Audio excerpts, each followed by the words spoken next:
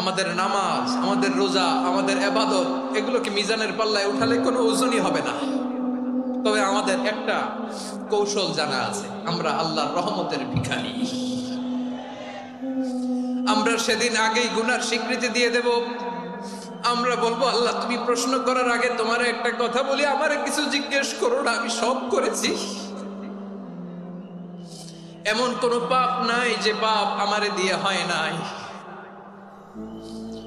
তোমার রহমত দিয়ে তুমি জান্নাতে পাঠাবা, তোমার দয়ায় জান্নাতে যেতে চাই, আমল দিয়ে না। পারবেন বলতে?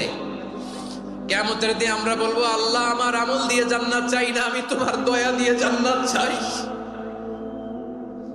তোমার দয়া ছাড়া আমার কোনো উপায় নাই।